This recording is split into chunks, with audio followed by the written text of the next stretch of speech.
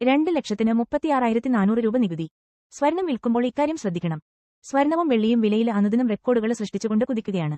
വില വർധനവിന്റെ നേട്ടം മുതലാക്കാൻ നേരത്തെ വാങ്ങി സൂക്ഷിച്ച് സ്വർണം വിൽക്കാനുള്ള ഒരുക്കത്തിലാണ് പലരും.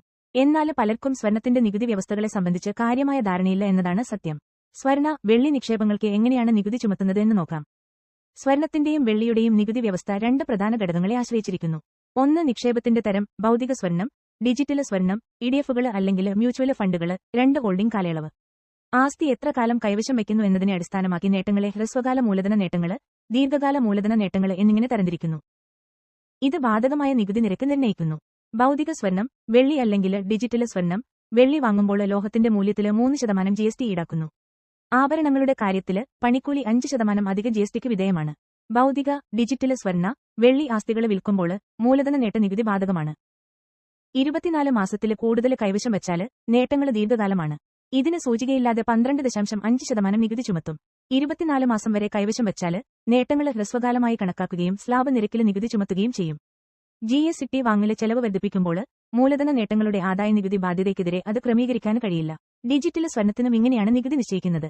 സ്വർണ, വെള്ളി ഇഡിഎഫുകൾ ഉയർന്ന നിലവാരമുള്ള ഭൗതിക സ്വർണത്തിലും വെള്ളിയിലും securities exchange board of India SEBI അംഗീകരിച്ച അതേ ലോഹങ്ങളിലുള്ള അനുബന്ധ നിക്ഷേപങ്ങളിലും നിക്ഷേപിക്കുന്നു. മറുവശത്ത് സ്വർണ, വെള്ളി മ്യൂച്വൽ ഫണ്ടുകൾ സ്വർണ, വെള്ളി ഇഡിഎഫുകളുടെ യൂണിറ്റുകളിൽ നിക്ഷേപിക്കുന്നു. 12 മാസം വരെയുള്ള കാലയളവിൽ വിൽക്കുന്ന സ്വർണ, വെള്ളി ഇഡിഎഫുകളും മ്യൂച്വൽ ഫണ്ടുകളും STCക്ക് വിധേയമാണ്. ഇതിന് സ്ലാബ് നിരക്കുകളിൽ നികുതി ചുമത്തും. എന്നിരുന്നാലും അവ 12 മാസത്തിൽ കൂടുതൽ കൈവശം വച്ചിട്ടുണ്ടെങ്കിൽ അവ LTCക്ക് വിധേയമായിരിക്കും. കൂടാതെ 12.5% ഫ്ലാറ്റ് നിരക്കിൽ നികുതി ചുമത്തും. ഭൗതിക സ്വർണത്തിനും ഇഡിഎഫുകൾക്കും മ്യൂച്വൽ ഫണ്ടുകൾക്കും ഇടയിലെ ദീർഘകാല നികുതി ചികിത്സയ്ക്ക് ആവശ്യമായ ഹോൾഡിംഗ് കാലയളവ് വ്യത്യാസപ്പെട്ടിരിക്കുന്നു. വാങ്ങുന്ന പേരിൽ നടക്കുന്ന GST മൂലധന നേട്ട നികുതി ബാധ്യത കുറയ്ക്കുന്നില്ല.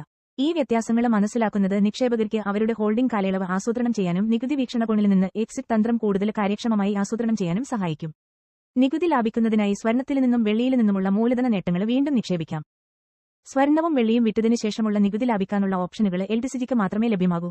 ഹോൾഡിംഗ് കാലയളവിന് 24 മാസത്തിന് ഒരു ദിവസം മുമ്പ് നിങ്ങൾ ഭൗതിക സ്വർണമോ വെള്ളിയോ വിൽക്കുകയാണെങ്കിൽ നിങ്ങളുടെ നേട്ടങ്ങൾ STCGയായി കണക്കാക്കും.